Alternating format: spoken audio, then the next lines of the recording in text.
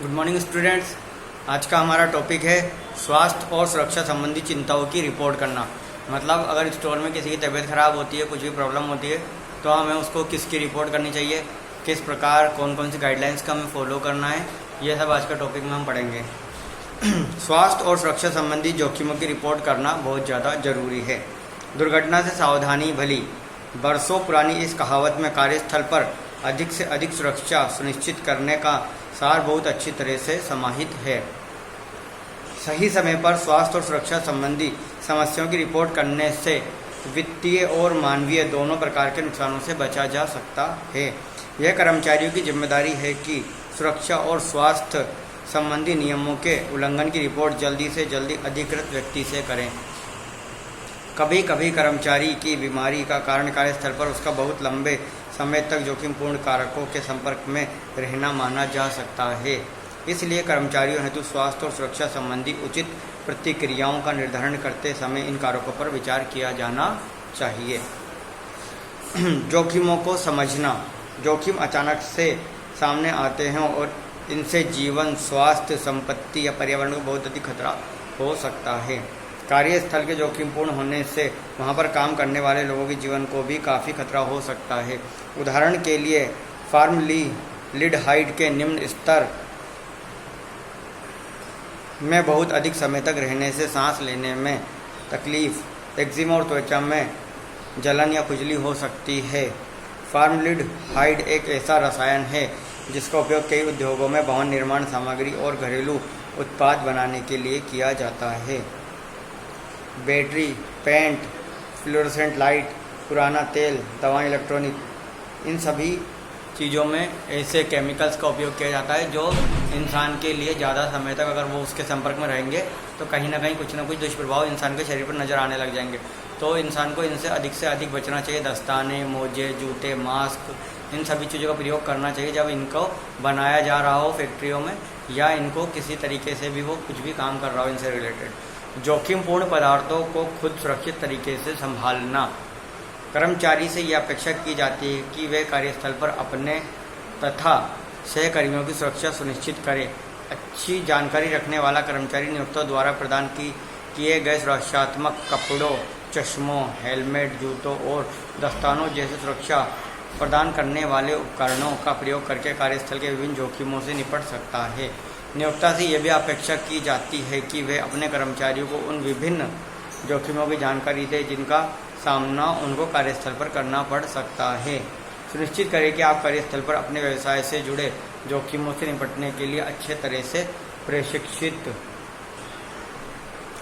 प्रशिक्षित और पूरी तरह से तैयार किए हैं। जिन जोखिमों से आप निपट नहीं सकते उनसे बचें। इसकी बजाय ऐसे जोखिमों से निपटने के लिए पेशेवरों की सहायता लें। उदाहरण के लिए बिजली के खुले तारों और विद्युत चिंगारियां निकलने सहित ऐसी ही बिजली से जुड़ी कोई दूसरी समस्या होने पर किसी इलेक्ट्रीशियन को बुलाएं। स्वास्थ्य और सुरक्षा संबंधी चिंताओं की रिपोर्ट संबंधित व्यक्ति से करना। कर्मचारियों को सतर्क रहना चाहिए तथा कार्यस्थल पर होने वाली किसी भी दुर्घटना के बारे में संबंधित अधिकारी को सूचित करना चाहिए। इससे कार्यस्थल पर कर्मचारियों को सुरक्षित रखने में मदद मिलती है। सभी दुर्घटनाओं के बारे में तुरंत नियोक्ता को सूचित करना चाहिए। उदाहरण के लिए नियोक्ता या संबंधित व्यक्ति को किसी भी सुरक्षित उपकरण के अभाव या खराबी के बारे में जानकारी देना जरूरी है। कार्यस्थल पर उत्पीड़न, हिंसा, बदमाशी या अत्याचार किसी भी प्रकार की समस्या के संदर्भ में संबंधित अधिकारियों को तुरंत सूचित किया जाना चाहिए। अगर रिटेल स्टोर में आपके साथ किसी भी प्रकार की कोई भी घटना या दुर्घटना हो रही है तो आप किन किन लोगों को सूचित कर सकते हैं? डिपार्टमेंट मैनेजर को बता सकते हैं, इसके अलावा स्टोर मैनेजर को बता सकते हैं, इसके अलावा यूनिट एडमिन हेड को बता सकते हैं, इसके अलावा आप किसको बता सकते हैं? HR को बता सकते हैं। तो इनमें से चारों में से आप किसी को भी ऐसा कोई भी अगर आपको प्रॉब्लम आ रही है तो आप रिपोर्ट कर सकते हैं। यदि आपको कोई ऐसा जोखिम दिखाई देता है जिससे खुद निपटना मुश्किल हो तो निम्नलिखित कदम उठाने चाहिए। संबंधित व्यक्ति या कर्मचारी को तुरंत सूचित करें। ऐसे कर्मचारी को चेतावनी दें जो इससे प्रभावित हो सकते हैं। मतलब अगर आपको पता है अगर कोई प्रॉब्लम आने वाली है और आपको पता है ये कर्मचारी इससे मतलब हो सकता है इनको नुकसान, तो उन्हें बता दें। दूसरे लोगों से जितना हो सके उतना जोखिम से दूर रहने के लिए कहें।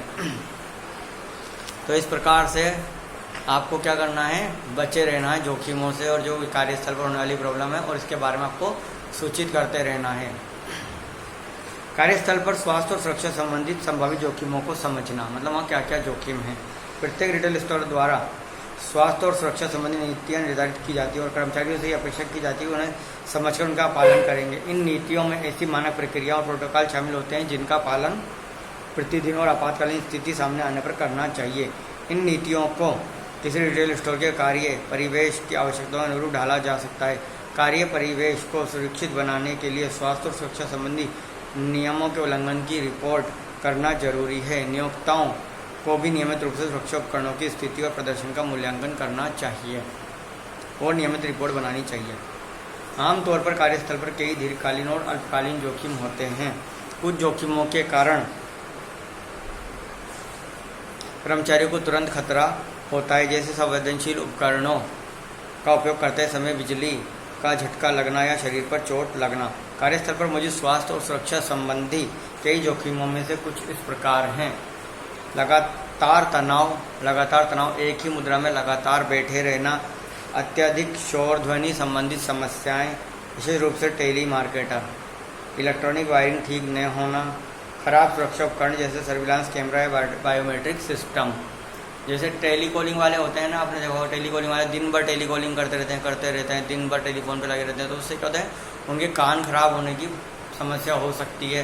दिन भर लगातार कंप्यूटर पे काम करने से आंखों में प्रॉब्लम आ सकती है या फिर दर्द हो सकता है कमर में। इस प्रकार से ऐसे जो भी प्रॉब्लम होने वाली हो उनसे बचने की कोशिश करनी चाहिए। सुरक्षा और स्वास्थ्य संबंधी उल्लंघनों की जांच करने के मानदंड।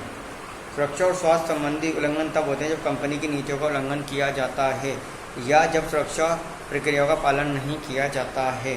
उदाहरण के लिए जोखिमपूर्ण परिस्थितियों से बचने के लिए उचित कदम न उठाना या सुरक्षा विनियमों का पालन न करना उल्लंघन माना जाता है।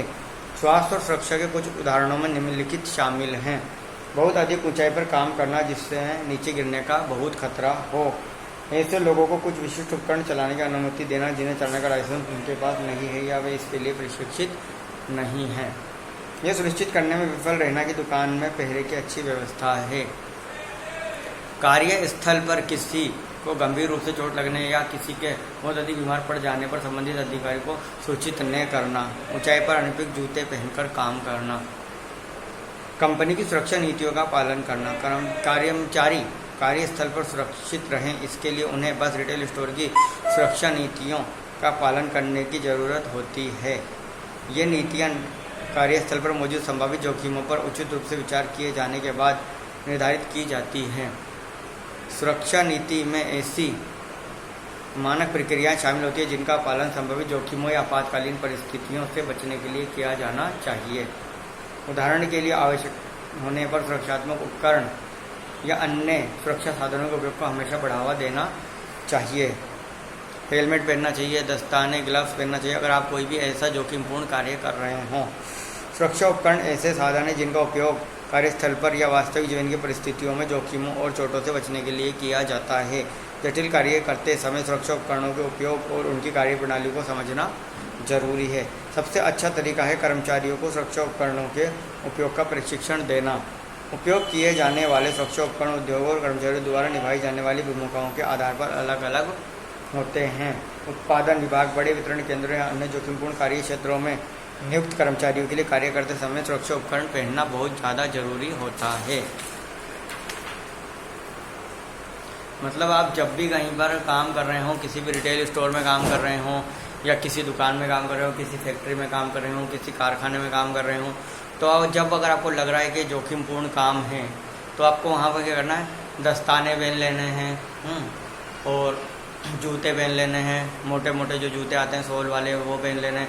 आपने देखा होगा ना कई बार मार्केट या रोड पर जो रोड बनाने वाले आते हैं, जब वो डामर डाल रहे होते हैं तो भारी भारी बड़े बड़े शूज़ पहनते हैं, टोपी भी लगाते हैं, सर के ऊपर प्लास्टिक की जिसे इंजीनियर कैप बोलते हैं वो लोग लगाते हैं, हाथों में दस्ताने पहनते हैं। वो इसलिए कि गरम गरम डामर अगर उनकी त्वचा पर, हाथ पर या शरीर पर कहीं भी गिर जाए तो उनको गंभीर चोट लग सकती है। इसके अलावा आपने कई बार बड़ी बड़ी बिल्डिंग्स में काम होते देखा होगा तो वहाँ बड़ी बड़ी क्रेन्स होती है, तो वहाँ पर जो मजदूर काम कर रहे होते हैं वो सुरक्षा उपकरण पहने हुए होते हैं। वो इसीलिए कि अगर कोई अगर दुर्घटना हो जाए तो उनके कम से कम चोट लगे और कम से कम नुकसान हो। इसके अलावा आपको पता है आजकल कोरोना चल रहा है, ऐसी खतरनाक घातक बीमारी चल रही है। अगर आप किसी बड़े मॉल में जाएंगे तो वहाँ पर आपको सबसे पहले चेक किया जाएगा, आपका शरीर का टेम्परेचर चेक किया जाएगा, आपके हाथ सैनिटाइज करवाए जाएंगे, फिर उसके बाद आपको मॉल में जाने दिया जाएगा। तो इससे क्या हो रहा है, मॉल के कर्मचारियों की सुरक्षा हो रही है, वहाँ पे आने वाले ग्राहकों की सुरक्षा हो रही है। इसके बाद जब आप वहाँ जाएंगे अंदर, तो वहाँ आप जब जाके देखेंगे स्टोर में, तो सभी जो स्टोर में स्टाफ होंगे उन सभी ने दस्ताने पहने होंगे, मुंह पे मास्क लगाया होगा और जगह जगह सैनिटाइजर की बोतल्स रखी होंगी।